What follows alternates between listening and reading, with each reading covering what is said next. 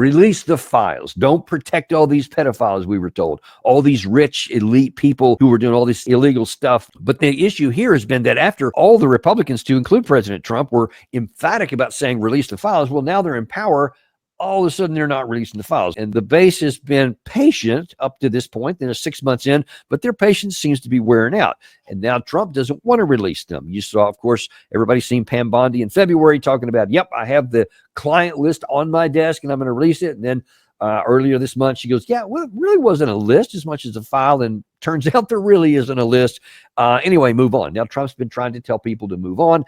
That's not playing well among many of the influencers on the Republican side. Well, then we shift gears in here just recently to the House of Representatives, because on, let's see, I think it was on July 22nd, so just days ago, we had the Speaker of the House in a very somber way talk about how this is a big deal. Look, involved in the Epstein evil, okay, which is what it was. Just call it what it was. There are innocent victims of those unspeakable sex crimes, okay?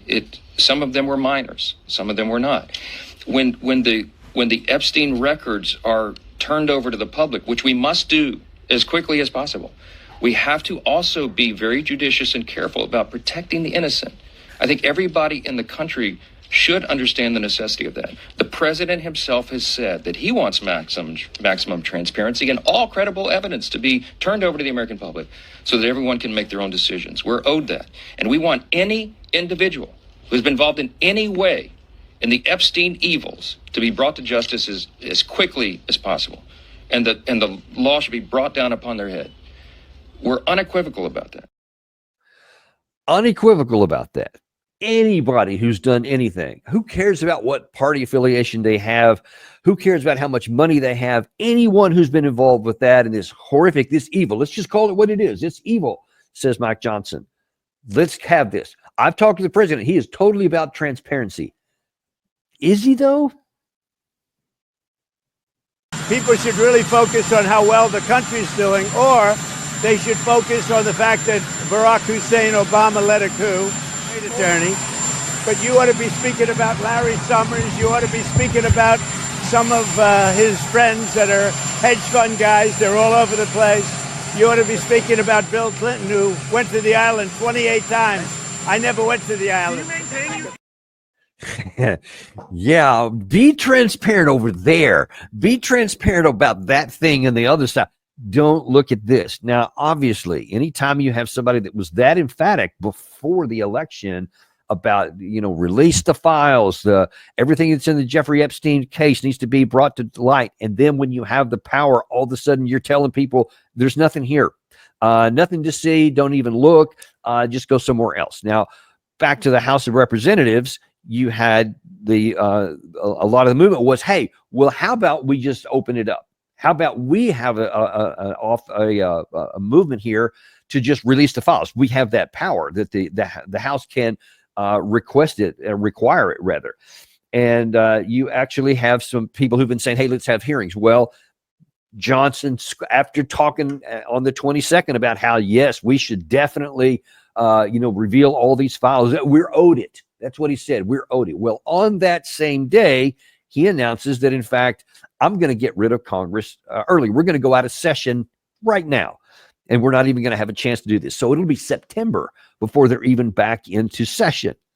And so you got to ask the question, wait a minute, if we're owed this and the American people are demanding, and it's really risen up to an issue, especially among the president's supporters, then why are you going to shut it down? Well, that's not sitting well with all the Republican Congress. Thomas Massie actually has been pretty upset about it. And here's what he said just a couple of days ago.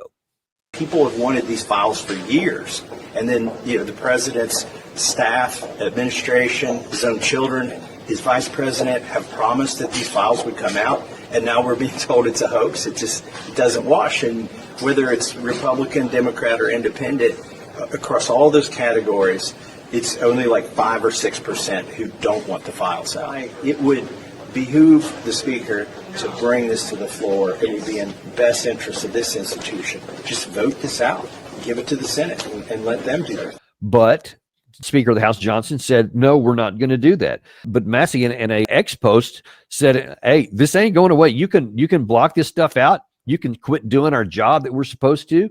But this is what he said. What was the date on that, Gary? Can you roll down a little bit further on that?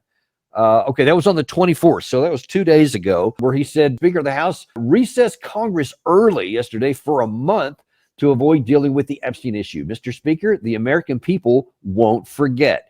My legislation isn't going away. I'll be right there when we return, and I'll force the vote using a discharge position. A discharge position, for those who may not know, is a legislative issue in the House of Representatives where certain parliamentary capabilities will allow a member to require a vote on something. So he's going to put something out there. He said he's got it queued up already, potentially as early as September 2nd, where he's going to require them to actually address it. Johnson doesn't want to. This man that just got through telling you about how he's all about transparency and how we deserve to know what's in that files has the power to do it and expressly didn't. In fact, he chose that we're not going to do anything. More on that in a second. But then on the 23rd, so a day after you saw that comment by Thomas Massie, you had the House Speaker of the House, Johnson, mock Massie and anyone like him. As the leader of my party, I lead the incumbent protection program.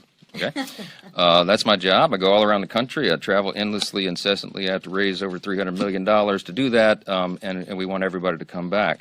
And some people, I try to protect them from themselves. You know, they kick and scream and bite their own colleagues. Some people seem to enjoy in trying to inflict political pain on their own teammates.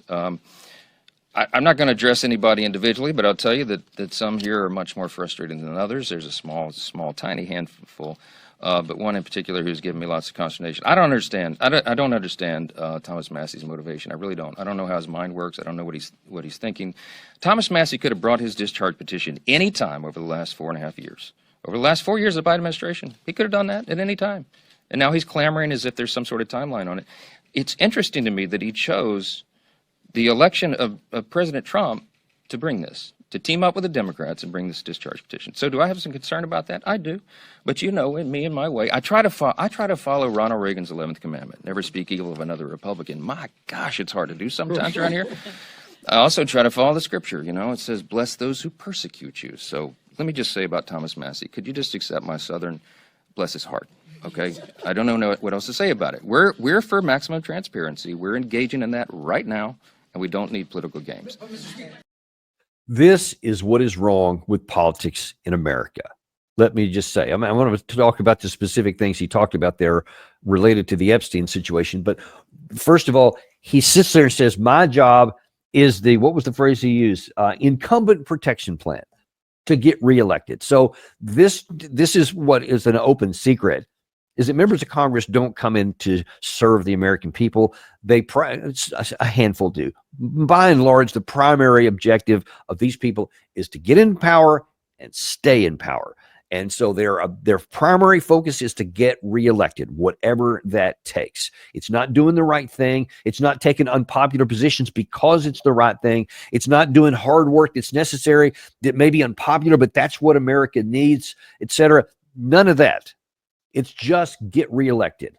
He's not even covering that up, and he's laughing about it. Ha, ha, ha, yeah, the incumbent protection plan. I do spend all this effort. He spends so much energy. He just said by his own mouth, traveling around the country all the time, raising money for reelection campaigns, not doing the job for the American people, not doing the job of the Speaker of the House, which is to get legislation done for the benefit of our people. No, he's using his time to focus on his colleagues' benefit, not your benefit, not the American people's benefit. That's one huge thing. Then he says this other thing here about Thomas Massie. And he, first of all, says, I'm not going to mention anybody's name here, but some people, and then he immediately mentions Thomas Massie's name. And then he just derides him, he mocks him, he shames him, he humiliates him. And that is the next thing that's wrong about politics. And this is either party. This is just an example of the Republicans, but the Democrats are the exact same. You don't want anybody doing their job. You don't want 435 members of Congress. You want like 2 in the House and in the Senate. You want whatever the leadership of the Republican Party says in both the House and the Senate to call the shots. And you want everybody else to just fall in line. And when somebody has the audacity to have their own independent mind and to talk about things that actually have to do with the people that elected them in their state or district, you want to mock them and shame them into silence. Now, Thomas Massie, if you know anything about him, he ain't going to be silenced by anybody. A lot of people are going to be given into this pressure, and they'll go silent or they'll trim their sails, whatever. Thomas Massie's not one. He's just decided that he's going to do what he thinks is right, and whatever the consequences are is what they are. So you don't have to agree with him on everything. I don't agree with him on everything, but I do think he's really right on a lot of things, especially on foreign policy issues and military affairs. But it doesn't matter. I respect and honor somebody like that who's coming into office, and this is what I think is right. And I don't care what kind of pressure I'm getting from my own party. And we don't have enough of those. And of course, that message is not just sent to Thomas Massie, but it's sent to anyone else who may be thinking about having the audacity to say something different than what that one guy in the Republican Party in the House of Representatives told his other 200 and whatever members. I just want one voice among everybody. I don't want anybody having their own views. And that's not what we're supposed to do. The whatever it is, I think 745,000 people in a congressional district right now, they don't vote for somebody to go up and just say, yeah, whatever Mike Johnson says. They want someone who's going to look after their interests. And if their interest in this particular case is we want to know what's going on with the Jeffrey Epstein stuff, we want to know who you're protecting. I don't care if it's Republican, Democrat, Independent, whatever, elite, rich, whatever they are. I don't want someone who has clearly committed a crime and at the expense of the weakest among us, underage women who were trapped into this horrific world, to get away with it. That's what's motivating them. So when Johnson says, I don't know what's in his head, dude, what the hell's wrong with you, man? What is wrong with you? You have these words that you spout about how this evil and all this stuff. And then when the guy who says, I want the list out there so we can have this exposed, you have the audacity to say, I don't know what's in his head. He told you what's in his head. He wants the information out there. The same words that you used, which you clearly didn't mean. And, and then you have to bring the Bible into it. Now, as a Bible-believing follower of Jesus Christ, that's a sore subject to me, especially when it's twisted and misused and not even close to being anything in its original purpose. And you say, yeah, it's the Bible says that you should bless those who are against you. And instead, you mockingly say, oh, well, God bless your heart, which is, it's just an embarrassment. If you consider yourself a follower of Jesus Christ, don't drag his word into this and then use it in mocking terms against somebody else. The exact opposite of what the section you cited says to do. So if you were actually following the teachings of Jesus on the situation from the Bible you raised, then you would not have done any of that stuff there. You'd have handled it behind the scenes, or you'd have just dealt with it because that's the way our country is made. That's the way our system of government is set up. And so you mock him, you mock the Bible, and you mock the way our government is supposed to work. And instead, you want it to work the way you want it, which is consolidating the power in the hands of a very small, tiny minority, you and whoever those coterie of people are that are around you, or the president. And you don't want anyone else to have a voice, not even in your own party. Okay, that's one of the big problems here. But now let's get back to the actual situation here. This is not going away. However much Johnson wants to mock people and have press conferences and that kind of thing, and however much President Trump wants to try and say, oh, y'all are talking about the wrong things, go here, go there, look at this other thing here. You cannot have votes. It's not going to go away because now the people are all the representatives are on vacation. And that's, and if I can just kind of one more thing that's wrong with our country. I mean, how many of you guys get to take 6 weeks off paid every year? Well, and that's just in the summer break. Of course, they have recesses all the time to where they're not doing anything at all. Allegedly, that's so that they can go back to their districts, but they go back to their districts all the time. They have staff there all the time. So that doesn't wash when you're reality. Basically, you're just, I'm taking 6 weeks off. We'll do whatever we want to do. and you're going to get this full, what is it, 179,000 annual salary right now? Something like that. That's wrong too. But people are kind of fed up with that because the economy is not good for regular Americans. Even if the inflation has kind of gotten under control, it's still not good. People still have struggle trying to decide between what they're going to pay and what they're not, and how much food they can buy and what other kinds of things they can do in their lives, because their income is limited based on how much things cost. They don't get to take 6 weeks off in the summer, plus in the fall and in this winter and in the spring and whenever they just don't feel like it. That's not how it works for regular Americans. So they're not really keen on this anyway. But if you think that we're just going to wait enough time and then people will be distracted by other stuff, I think you're going to be surprised. You're going to be disappointed, because I suspect also that if these guys are doing what they claim is the reason for this recess, so they can go back and talk to their constituents and have town hall meetings, etc., it's not going to go well when the subject of Epstein comes up. I wager that in between now and September, you're going to probably see a lot of stories on news where you're going to see a lot of angry constituents, and they're going to be complaining about members of Congress, and there'll be phone cams that are coming out or whatever, and there'll be complaints about it, and they'll be trying to talk their way out of it. I just don't think it's going to go away. This is something they've been trying to get after for years, and the circumstances surrounding Epstein's death.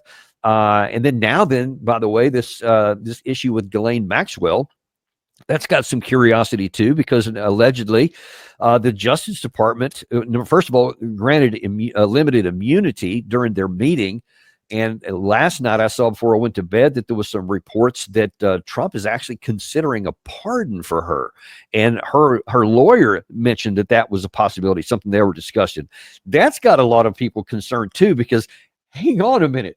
She was convicted of this, and then now you want to give her a pardon under any circumstances? Because what I fear, the thing that I worry about this, and we'll see if it comes to pass, I hope it doesn't, but what I worry about is that there may have been some kind of a deal cut that says, hey, you come out and you give information here, and you release some information on anyone other than anyone associated with President Trump, and we'll give you a pardon and let you go. Meaning, don't give us everything, just give us the parts we want. Because, listen, nobody is going to act like President Trump is acting right now unless one of two things, and possibly both, are true. Either he is in there, and of course the Wall Street Journal and several publications here of late have said that in May, Attorney General Pam Bondi had all kinds of information, then had a staff of like the hundreds of people pouring through all these files and flagging everything that had any mention of Trump, and apparently there was a lot. Those reports didn't say what their relations were, only that his name was mentioned in there. So either you're in there for something bad, which goes back to Elon Musk when he dropped that bomb a couple of months back, that Trump is in the files, implying it wasn't just his name was mentioned, but he did something, and there's something to be found. So either there is something in there and Trump doesn't want it out, so he's trying desperately to tell everybody to quit paying attention to it, or other powerful people that are allied with President Trump are in there, and he doesn't want their name out. They don't want their name out. So they're putting pressure on Trump internally, keep that stuff silent. But one and possibly both of those things are true. There's no other reason why, after talking forever about releasing these files and how important it was, and all of these people on your staff that are now senior positions have been clamoring for this stuff to be released, now all of a sudden we don't want anything, or there's just nothing there. Don't worry about it. That's just not going to wash. And now when you are actively, along with Mike Johnson, preventing the release of this information, it's just not a good look. And I just don't think I don't think many people are going to let it go. Certainly not the opposition parties, not independents and not Democrats. Yeah, we'll see. Yeah, and everybody's really interested in finding out what the answers to those questions were that Gary's showing on the screen there. But I don't think people are going to let this go away on the Republican side. And so I'm going to be watching very closely over the coming weeks when these town hall meetings are supposed to be taking place, and what kind of videos and comments come out of that, what people are saying, etc. We're going to stay on this. But listen, it's not a good look for the administration. It's not a good look for the United States government, and for the Speaker of the House. The arrogance on that video clip we showed here from him mocking Massie on the 23rd of July. It's not a good look, folks. It's not a good look, Mr. Speaker. You might want to read the Bible a little bit more and actually put it into operation the way it was intended. which is towards unity, and it's towards respect and honoring other people, not in mocking them and suppressing them to get the way you wanted to. That's something you might want to keep in mind there, Mr. Speaker. Thank you guys for being with us here on a Saturday. Always appreciate you. By the way, if your friends want to listen to our show here, I know everybody doesn't have time to watch a video, but some people actually prefer podcasts. Let them know that we're on Apple Podcasts, Spotify, Podcast Addict. Just type in Daniel Davis Deep Dive, and they will find us waiting there, because they need to hear the stuff that you're hearing here too, folks. So spread that good news around. We'll look forward to seeing. We got a great lineup, a lot of great guests coming in next week. All these things, anything that happens either on the Russian front, the Middle East thing that's going on there. Also some things that started bubbling up to the surface in the Indo-Pacific. I'm going to be covering more and more of that, because I think there's more things you need to be aware of before something might blow up there. And obviously anything on this domestic political front that pops, we'll be right on that for you too. Thank you very much, folks. We'll see you next week on Daniel Davis Deep Dive.